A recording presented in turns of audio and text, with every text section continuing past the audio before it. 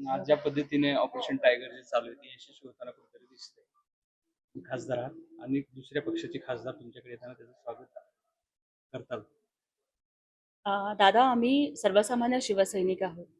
त्यामुळे मला वाटतं की ऑपरेशन टायगर आणि इतर कुठल्या गोष्टी या संदर्भात आम्हाला काहीच कल्पना नाही आणि आम्ही त्या संदर्भात भाष्य करणं सुद्धा योग्य ठरणार नाही. आम्हाला ऑपरेशनचं माहिती नाही, परंतु शिवसेनेचा ढाण्या वाघ, शिवसेनेचे टायगर हे एकनाथ शिंदे साहेब आहेत हे मात्र आम्हाला नक्की माहिती आहे. राहता राहिला विषय विरोधक जी बोंबाबोंब आता करतायत, मला त्यांना एकाच वाक्यात ठणकावून सांगायचंय की तोंड सांभाळून बोला, अन्यथा तोंड फोडायचं कसं असतं हे शिवसैनिकांना खूप चांगलं माहिती असतं. आधी आपण आत्मपरीक्षण करा, हा उद्रेक काय असेल काय आहे. नाही अन्यथा यांची अवस्था अशी होतीये की उम्रभर गालिब में यही भूल करता गया, धूल चेहरे पे थी, मैं आईना साफ करता गया. आधी स्वतःचा चेहरा आरशात बघा, हेच मला त्यांना सांगायचं. कुठेतरी खासदारांच्या मनात खदगद आहे म्हणून असं दिसतंय. बघा, ह्या संदर्भात खरं तर ते सन्माननीय खासदारच खूप चांगल्या पद्धतीनं सांगू शकतील. पण मला वाटतं की हिंदुहृदय सम्राट वंदनीय शिवसेना प्रमुख बाळासाहेब ठाकरेंनी प्रत्येक सर्वसामान्य शेतकऱ्याच्या, कामगारांच्या पोराला वाघासारखं लढायला शिकवलं आणि शिवसेना जन्माला आली. शिवसेना हा निष्ठेवर आणि आदेशावर चालणारा पक्ष होता. पण आज मात्र उबाठा गटाची इतकी केविलवाणी अवस्था का झाली की त्यांना आणाभाका घ्यायला लावताय. तुम्ही लेकरांच्या डोक्यावरती हात ठेवून शपथा घ्यायला लावताय. तुम्ही कुलस्वामिनी आई तुळजाभवानीची शपथ घ्यायला लावताय. तुम्ही बॉन्ड पेपरवर लिहून घ्यायला लावताय आणि तरीही माणसं तुमच्याकडे टिकत नाहीये. तर एवढी दारुण अवस्था का झाली याचं एकदा त्यांनी आत्मपरीक्षण करावं. यावरून संजय राऊतांनी अशी टीका केली आहे की जुन्याच हमी भावामध्ये खासदारांची खरेदी सुरू आहे. 15 कोटी रुपये ऍडव्हान्स दिले गेले असताना हे बघा, खर तर माणसांना किंमत नसते, माणुसकीला किंमत असते, हेच उबाठाला आणि संजय राऊतांना नाही कळालं.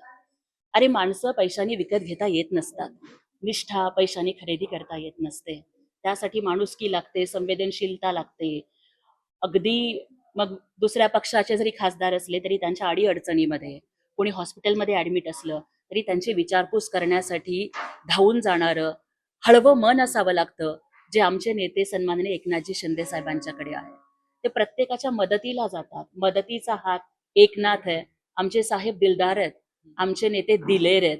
आणि म्हणून आज आपण बघतोय की त्यांच्या पाठीमागं फक्त काही खासदार उभे राहत नाहीत दादा, काही आमदार उभे राहत नाहीत, तर चांद्यापासून बांद्यापर्यंतचा सर्वसामान्य शेतकरी, कामगार, लाडक्या बहिणी या एकनाथ शिंदे साहेबांच्या नेतृत्वासोबत उभ्या राहत आहेत. मला वाटतं this is a real operation tiger. Ambadas Danve म्हणतात की त्यांच्या खांद्यावर बंदूक ठेवली जाते. हे सगळं भाजप करते, शिंदेची एवढी ताकद नाही. खरं तर मला या संदर्भात जास्त काहीच बोलायचं नाहीये, पण दानवेजी, मला आपल्याला एवढंच सांगायचं आहे की जेव्हा आपण एक बोट दुसऱ्याकडे करतो तेव्हा 3 बोटं आपल्याकडे असत असतात.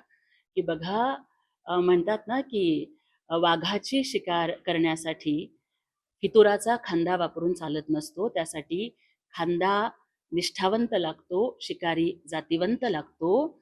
जे करायचं असतं, लढायचं असतं, त्यासाठी वाघाचं काळीज लागतं. जे वाघाचं काळीज माननीय एकनाथजी शिंदे साहेबांच्याकडे आहे.